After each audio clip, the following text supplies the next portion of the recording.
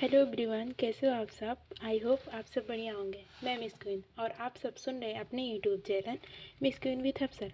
आज हम आप लोगों के साथ में भारतीय इतिहास का पूर्वावलोकन डिस्कस करने के लिए लेके आए हैं और ये बुक बहुत ही अच्छा है।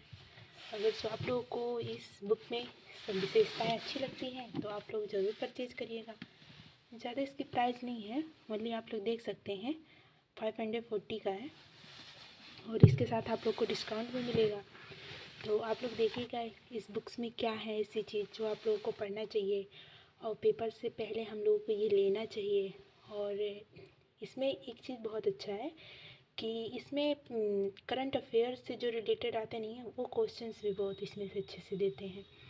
तो चलिए स्टार्ट करते हैं।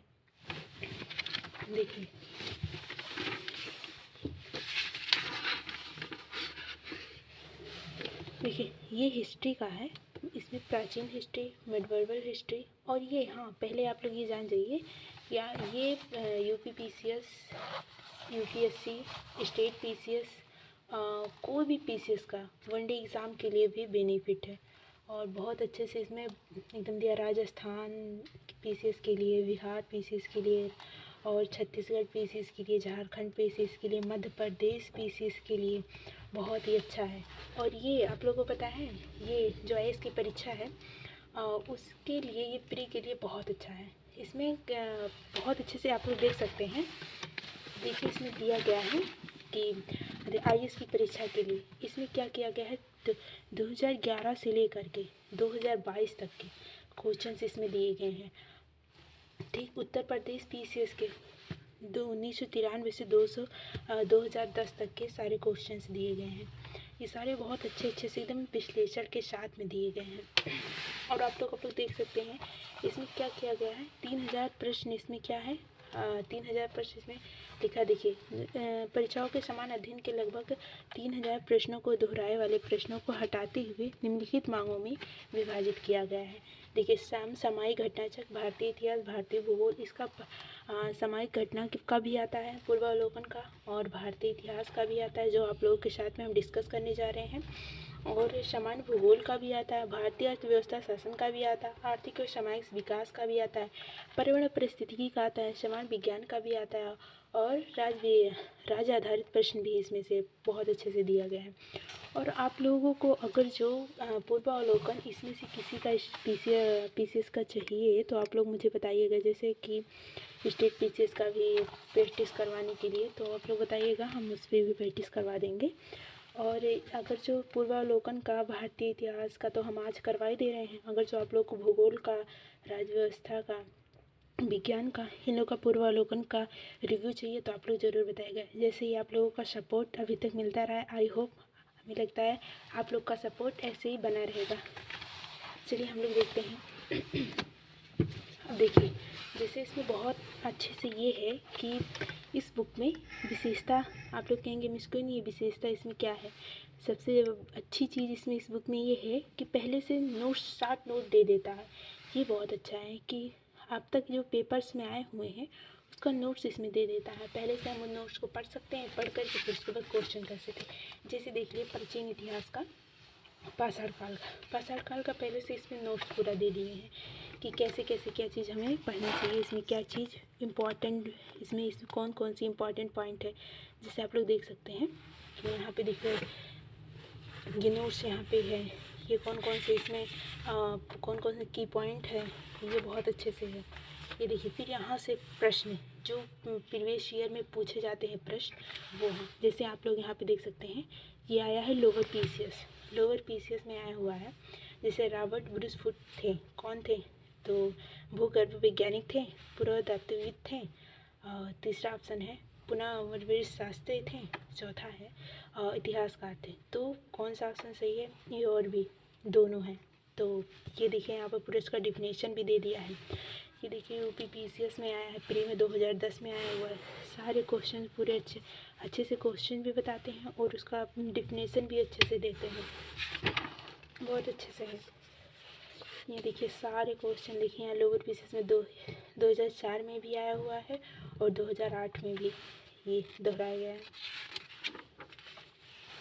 देखिए आप लोगों को अगर जो मणिकांत सर और हिस्ट्री के कोई भी टीचर, मणिकांत सर हो गए या फिर अदर कोई टीचर्स हो गए या खान सर का कोई भी क्लासेस आप लोगों को चाहिए तो आप लोग हमें कमेंट बॉक्स में लिखिएगा।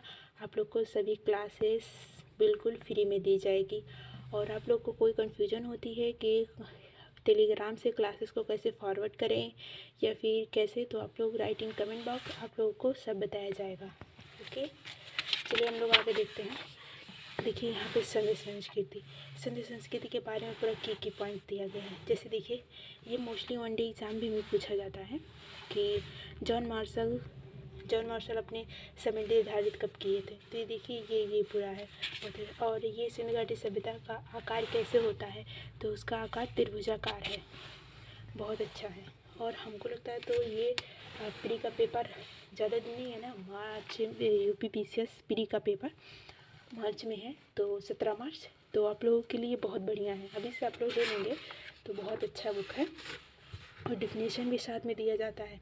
अगर जो कोई अभी स्टार्टिंग नहीं किया है, जैसे हिस्ट्री कंप्लीट नहीं हुआ है, तो मुझे लगता है ये उनके लिए बहुत अच्छा है।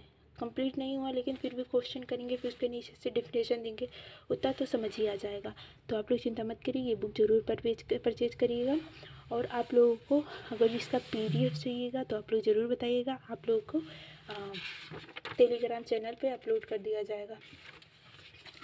चलिए हम लोग आगे देखते हैं। देखिए ऐसे पूरा इसमें प्राचीन भी है, मध्यकालीन भी है और मॉडर्न हिस्ट्री भी सब है इसमें। देखिए छत्तीसगढ़ PCS में ये पूछा हुआ क्वेश्चन है, निम्नलिखित में से कौन से, आप लोग को दिख नहीं होगा, 1 मिनट, अब दिख रहा होगा, हाँ देखिए इसमें से क्वेश्चन है, निम्नलिखित में से कौन से स्थल जो 3 नगरों के अवशेष प्राप्त हुए हैं। पहला मोहनजोदड़ो से, संगोल से, कालीबंगा से, धौलीबीरा से, उपरोक्त में से कोई नहीं। तो इसमें है कौन सा, धौलीबीरा से। धौलीबीरा ऐसे स्थान से जैसे 3 नगरों के अवशेष मिले हुए हैं, 3 नगरों के अवशेष मिले हुए हैं। तो ये आप लोगों को, और इसकी व्याख्या जैसे जैसे होता नहीं है कि एक बार इस बुक में भी है समझना मौजूद, जैसे देखिए बहुत लोगों को समझ में आएगा।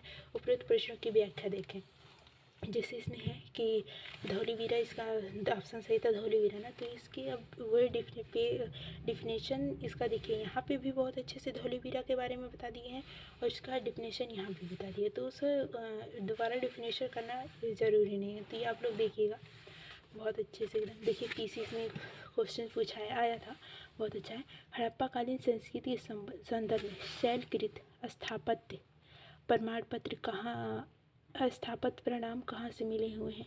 तो देखिएगा आप लोग कालीबंगा से मिले हुए हैं या धौलीबीरा से मिले हुए हैं, कोटदीजी से मिले हुए हैं, अमरी से मिले हुए हैं। तो कौन सा ऑप्शन सही हुआ है, धौलाबीरा से मिले हुए हैं। 2006 में आया हुआ था। तो PCS के लिए अभी से आप लोग प्रैक्टिस करना स्टार्ट कर दीजिए। और जिन जिन लोगों ने इस बार PCS का पेपर दे रहे हैं, all the best. I hope आप लोगों का पेपर बहुत बहुत बहुत बढ़िया होगा। और आप लोग को करंट अफेयर पे कोई भी टॉपिक, जैसे होता नहीं कि करंट अफेयर कहाँ से पढ़ें, हमें कितना पढ़ना चाहिए, तो आप लोग को ये कमेंट आ रहा है कि मिस्किन बताइए करंट अफेयर कहाँ से पढ़ना चाहिए, तो आप लोगों के लिए हम वीडियो लेके आने वाले हैं, प्लीज़ वेट। और आप लोगों को अगर जो करंट अफेयर के न्यूज़पेपर पढ़ना है, जैसे हो गया द हिंदू आता है इंग्लिश में ना, उसको हिंदी अपडेट पढ़नी है, तो आप लोग राइट इन कमेंट बॉक्स, आप लोग को न्यूज़पेपर दैनिक जागरण और अमर उजाला और हिंदू, द टाइम्स, ये सब टेलीग्राम पे बिल्कुल फ्री में जाओ। और आप लोगों को कोई भी क्लासेस, वनडे एग्ज़ाम्स हो गया या फिर PCS हो गया, UPSC हो गया, कोई भी क्लासेस, कोई भी संस्कृत IAS, विजन, दृष्टि, कोई भी इंस्टीट्यूट का आप लोगों को बैच चाहिए, तो आप लोग राइटिंग कमेंट बॉक्स, ठीक। और आप लोगों को तो पता ही है कि कितने ढेर सारे आप लोगों के लिए चैनल बनाए गए हैं और आप लोग उसका लाभ भी ले रहे हैं। तो देखिए हम आगे देखते हैं। यहाँ देखिए बौद्ध धर्म से पूरे एकदम पहले 60 नोट दे दिया गया है। 60 नोट आप लोग पढ़ करके फिर ये क्वेश्चन आप लोग सॉल्व करेंगे। तो होता नहीं है कि अगर जो कुछ पढ़े ना रहो, फिर उसके बाद ये नोट्स पढ़ करके और आप लोग क्वेश्चन सॉल्व करेंगे ना, तो मतलब एक मोटिवेशन मिलता है कि हाँ हम पढ़े नहीं हैं तब भी कर सकते हैं। तो आप लोग ये ये बुक, ये पूर्वावलोकन आप लोगों को पढ़ने से पहले ये नोट्स ज़रूर पढ़ लीजिएगा, बहुत अच्छा है और आप लोगों को प्री के पेपर के लिए बहुत ही बेनिफिट है। जैसे देखिए MPPCS, ये MPPCS कोई भी आप लोग एक बुक में ऑल इन वन सब मिल रहा है, एक ही बुक में आप लोगों को MPPCS का मिल रहा है, UPPCS का मिल रहा है, छत्तीसगढ़ PCS का मिल रहा है, BPSC का मिल रहा है, सबका मिल रहा है। तो आप लोग कितना बुक ले लें। आई होप अगर जो आप लोग को अच्छा लगता है तो आप लोग बुक, हम तो कहते हैं कि आप लोग को बुक लेना ही चाहिए, बहुत अच्छी बुक है। और आप लोग को अगर जो कमेंट रहा तो आप लोग को राजीव उसका पॉलिटी का भी बुक पूर्वावलोकन दे देंगे। और देखिए बहुत अच्छा है, ये कहाँ से कहाँ तक के शामिल किए गए हैं।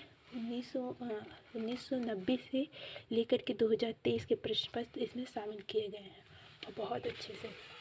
देखिए यहाँ पे हीनयान और महायान में अंतर बताया गया है। हीनयान देखिए मोस्टली किताबों में 1 2 3 ज़्यादा 5 दे दिएगा, तो यहाँ पे देखिए अंतर कितने बताए गए, 1 2 3 4 5 6 7 अंतर पूरे बताए गए हैं बहुत अच्छे से। देखिए हीनयान किसे कहते हैं, हीनयान एक शाब्दिक अर्थ है, जिसे उसका शाब्दिक अर्थ का मतलब क्या, निम्न वर्ग। और महायान का शाब्दिक अर्थ क्या है, उत्कृष्ट, यानी उच्च वर्ग के लोग जो उत्कृष्ट मार्ग को अपनाते हैं उसे महायान कहते हैं, और जो हीनयान है जो निम्न मार्ग को अपनाते हैं उसे हीनयान कहते हैं।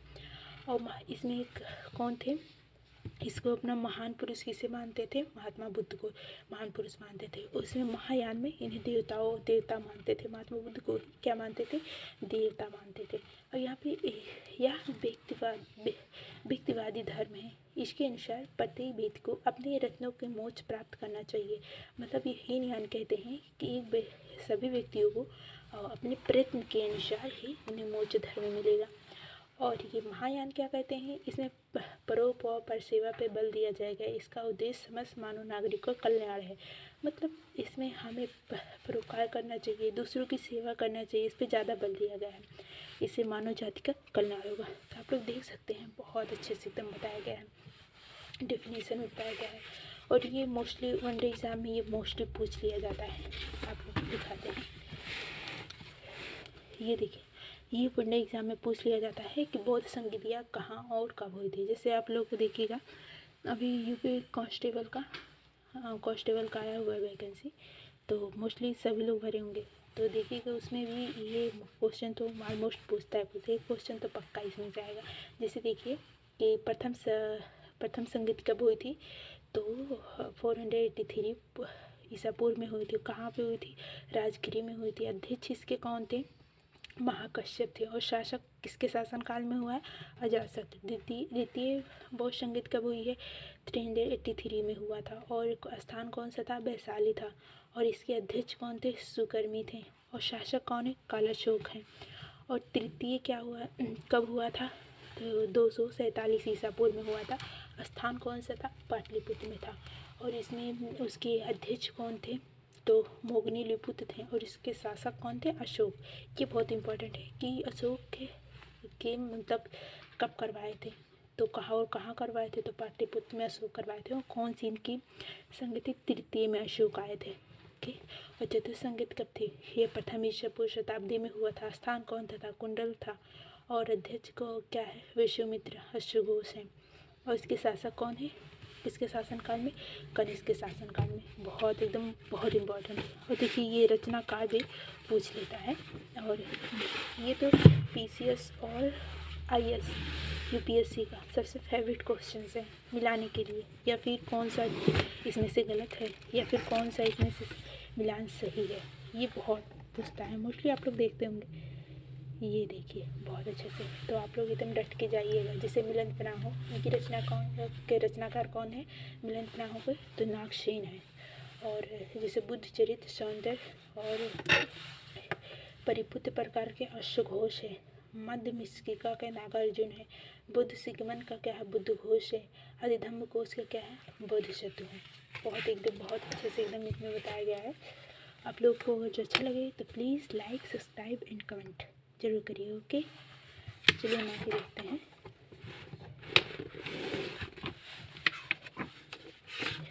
ये तो भी प्राचीन हिस्ट्री था। मिडवर्बल का भी आप लोग को दिखाते हैं। एक मिनट प्लीज वेट।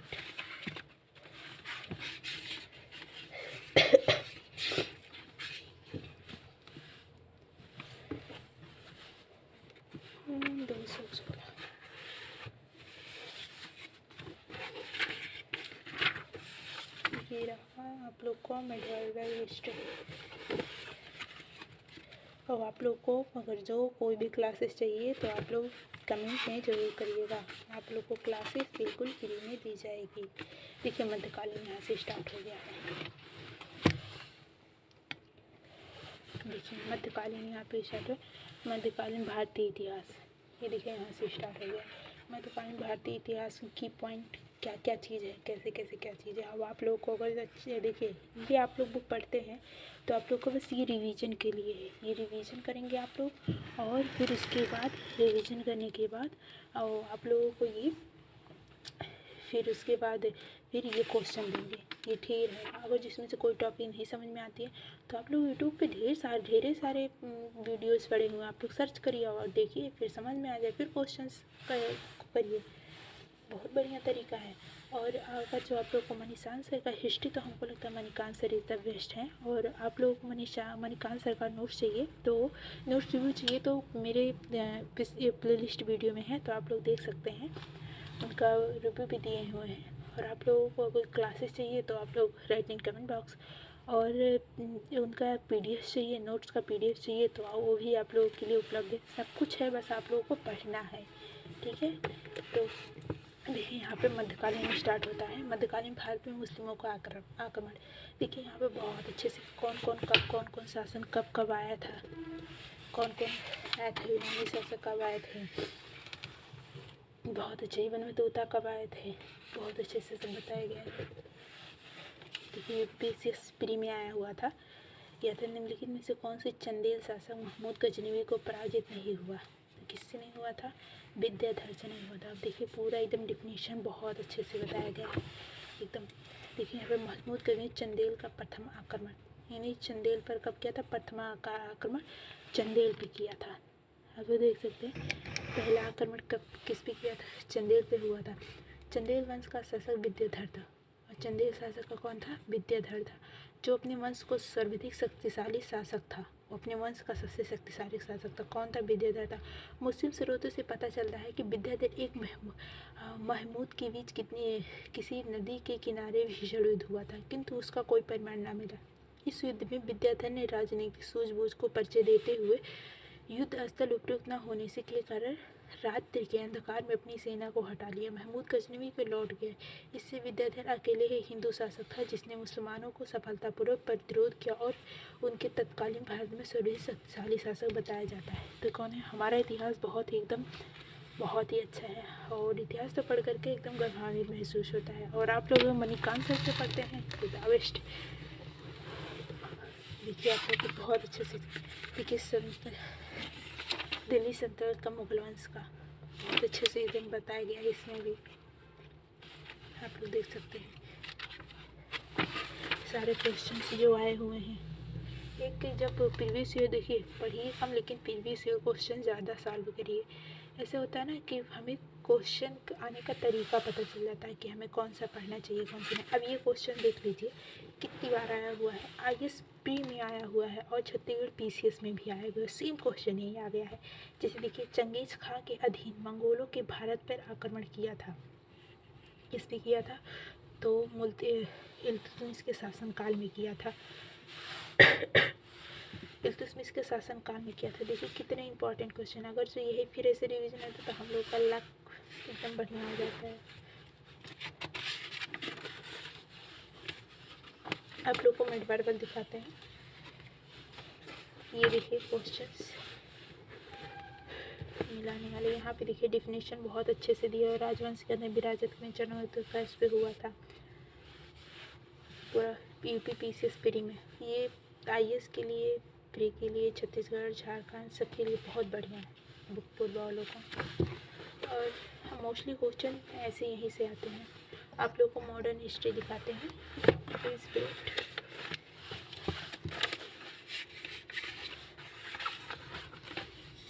आप लोग को अगर जो वीडियो अच्छी लगती है तो लाइक सब्सक्राइब करना ना भूलें। अब हम आप लोगों के साथ में ऐसे ही इंटरेस्टिंग वीडियो लाते रहेंगे और आप लोग को हेल्प करते रहेंगे। चलिए मॉडर्न हिस्ट्री आप लोग देखिए।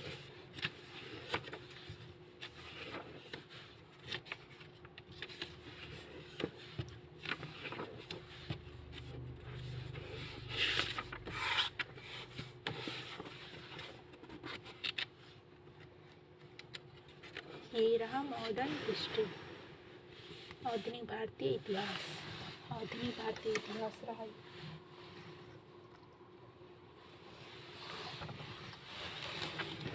इसमें देखिए पूरा पहले से अच्छे से एकदम बताया गया है। जैसे देखिए, और सबसे ज़्यादा क्वेश्चंस कहाँ से आते हैं, मॉडर्न हिस्ट्री से ही आते हैं। और वनडे, चाहे वनडे एग्ज़ाम्स की कोई हो, फिर एग्ज़ाम हो, या फिर पीसीएस का हो, प्री का हो, आईएएस का हो, कोई भी एग्ज़ाम्स होते हैं तो सबसे ज़्यादा क्वेश्चन कहाँ से आते हैं, भारतीय इतिहास से, ये आधुनिक भारतीय इतिहास से आते हैं। यहाँ से क्वेश्चन प्राचीन से तो उतना कम ही आते हैं, प्राचीन के कला और संस्कृति से मेंस में ज़्यादा क्वेश्चन आते हैं, प्री में ज़्यादा क्वेश्चन है। प्री में को सबसे ज़्यादा क्वेश्चन तो मॉडर्न हिस्ट्री से आते हैं। और यहाँ पे बहुत अच्छा है, आप लोग देख सकते हैं, ये नोट्स रिव्यू है। पहले नोट्स बहुत अच्छे से बताया गया, कंपनियों का आगमन कैसे कैसे हुआ, और फिर उसके बाद देखिए यहाँ पे क्वेश्चन के आप लोग यहाँ पे देखेंगे ना, मोस्टली यही से क्वेश्चन किस में आए हुए हैं, आईएएस में आए हुए हैं, आईएएस के एग्ज़ाम्स में आए हुए हैं। आप लोग के क्वेश्चन दिखाते हैं कितनी बार आया हुआ है, आप लोग देखेंगे तो यहाँ देखिए ये क्वेश्चंस कितनी बार आए हुए हैं, थोड़ा जूम कर देते हैं। ये देखिए, मध्यकाल के सर्वप्रथम भारत में व्यापार के संबंध में स्थापित करने वाले थे, तो कौन थे स्थापित, मध्यकाल के सर्वप्रथम भारत के व्यापार संबंध स्थापित करने वाले कौन थे, सबसे पहले व्यापार किसने, तो पुर्तगाली किए थे। अब देखिए किस किस में आया हुआ है, यूपीपीसीएस प्री 1990 में भी आया हुआ है, यूपीपीसीएस प्री 1993 में भी आया हुआ है, यूपीपीसीएस प्री 2000 में आया हुआ है, यूपीपीसीएस प्री मेंस 2007 में भी आया हुआ है, यूपीपीसीएस मेंस में भी 2004 में भी आया हुआ है। अब देखिए कितना इम्पोर्टेंट क्वेश्चन है। तो ऐसे इससे रिलेटेड जैसे इसके आसपास जितने भी क्वेश्चंस होंगे इसको बहुत अच्छे से, पुर्तगाली क्या थे, पुर्तगाली कौन आए थे, कब आए थे, कैसे आए थे, अभी ये आप लोगों को पता चल जाए ना, इससे इसी से रिलेटेड क्वेश्चंस आ सकते हैं।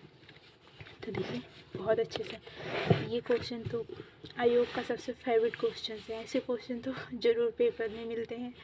ये देखिए, और इससे ज़्यादा होता है कि आप लोग स्लिप लगा लगा करके चाहे जैसे करके ये तो याद कर लेना है कि समुद्री यात्री जो समुद्री यात्री थे वो किस देश से आए हुए थे। जैसे आप लोग देखिए, वास्को डी गामा थे, वो कहाँ से आए हुए थे, वास्को डी गामा कहाँ से आए हुए थे आप लोग बताइए, तो वास्को डी गामा से पुर्तगाल से थे। और ये जो कोलंबस कहाँ से थे, तो कोलंबस स्पेन से थे।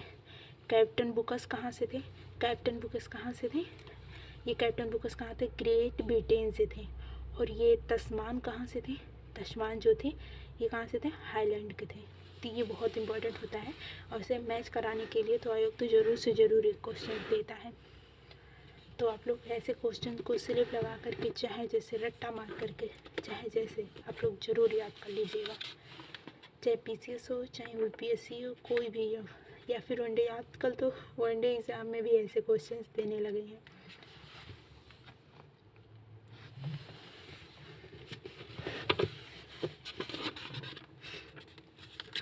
देखिए यहाँ पे भी दिया हुआ क्वेश्चन, देखिए ये भी पीसीएस प्री 2016 में आया हुआ ये क्वेश्चन है। प्रथम कर्नाटका युद्ध कब हुआ था, तो प्रथम कर्नाटका युद्ध कब हुआ था, ये एक्सलो चैंपियंस के संधि में के अंत में, ये इसमें संधि युद्ध में क्या हुआ था, ये चैपल की संधि हुई थी, संधि से अंत। तृतीय कर्नाटका युद्ध में क्या हुआ था, तो पेरिस की संधि से अंत हुआ था, ठीक। और तृतीय कर्नाटका युद्ध में क्या हुआ था, तो तृतीय कर्नाटका युद्ध में बताया क्या है कि अनिर्णायक युद्ध था। और जो चौथा है, ये प्रथम मैसूर युद्ध में क्या हुआ था, तो प्रथम ब्रिटिश की हार हुई थी। और मैसूर में एक उनको तो आप लोग जानते ही होंगे, जो कहते हैं कि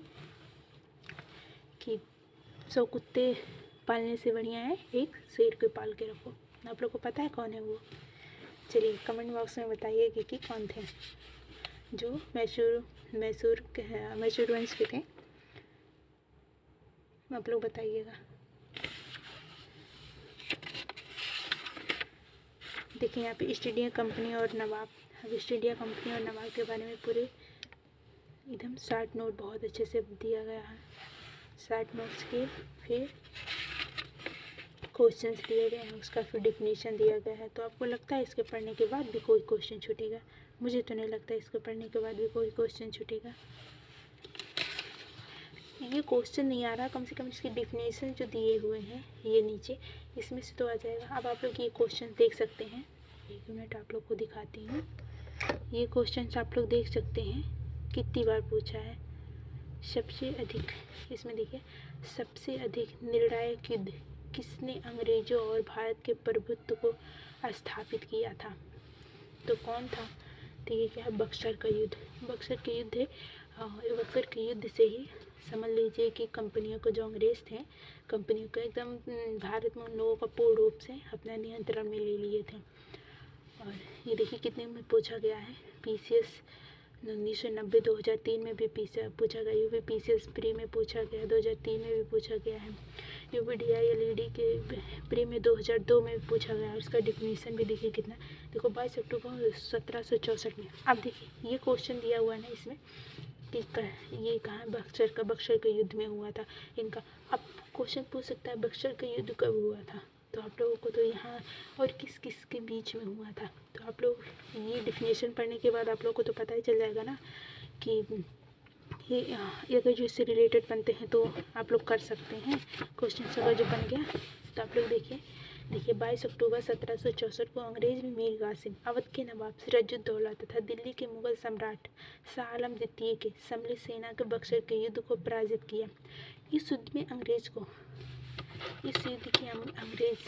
कमान मेजर हेक्टर मुनरो के हाथ में था। कौन थे? मेजर हेक्टर मुनरो थे। ये पूछा जाता है बक्सर के युद्ध में कमान किसके हाथों में था, तो कौन थे? मेजर हेक्टर मुनरो के हाथ में थे। युद्ध के परिणाम में पालसी के निर्णय का मोहर लगा दी गई। ठीक, भारत में अंग्रेजों को चुनौती देने के लिए कोई दूसरा नहीं था। इलाहाबाद तक का प्रदेश अंग्रेजों के अधिकार में आ गया था। दिल्ली पर विजय का मार्ग खुल गया था। बक्सर में युद्ध भारतीय इतिहास की निर्णायक युद्ध साबित हुई। रावण बक्सर के युद्ध के बारे में कहते हैं कि फारसी की अपेक्षा बक्सर को भारत के अंग्रेजी प्रभुत्व की भूमि मानना कहीं अधिक उपयुक्त है। यदि बक्सर के युद्ध परिणाम को देखा जाए तो कहा जा सकता है कि जब पालसी का युद्ध विजय अंग्रेजों की कूटनीति के परिणाम थी, वहीं बक्सर के विजय के इतिहास को पूर्णतः सैनिक विजय बताते हैं। पालसी के युद्ध से अंग्रेजों को प्रभुत्व बंगाल में स्थापित हुए, परंतु बक्सर के युद्ध से कंपनी के अखिल भारतीय शक्ति के रूप में हुआ। ये स्टेटमेंट में भी ये PIS के क्वेश्चंस में ये आया हुआ है कि व्याख्या कीजिए कि पालसी का युद्ध अंग्रेजों के प्रभुत्व बंगाल में स्थापित की, परंतु बक्सर का युद्ध कंपनी के एक अखिल भारतीय शक्ति के रूप में दिया गया। ये क्वेश्चंस पूछा गया है, तो आप लोग इसका बहुत अच्छी है, आप लोग ज़रूर इसे लीजिएगा और पढ़िएगा। चलिए, ऐसे पूरे बुक्स में है और बुक बहुत ही अच्छा है, देखिए एक बार दो बार आप लोग इसे पढ़ लेते हैं तो समझ लीजिए कि आप लोग हिस्ट्री पढ़ लिए। और आप लोगों को हिस्ट्री अगर पढ़नी, हिस्ट्री ऑप्शनल और या फिर ज्योग्राफी ऑप्शनल या फिर किसी के ऑप्शनल का भी आप लोगों को लेक्चर चाहिए, और या फिर UPSC IAS Monday JRF net किसी भी क्लास की आप लोगों को किसी भी क्लास के आप लोग को बैचेज चाहिए तो आप लोग right in comment box. Okay, और वीडियो देखने के लिए थैंक्स। और आप लोग का ऐसा सपोर्ट है, ऐसे ही सपोर्ट अपना बनाए रखिए। Thanks for watching.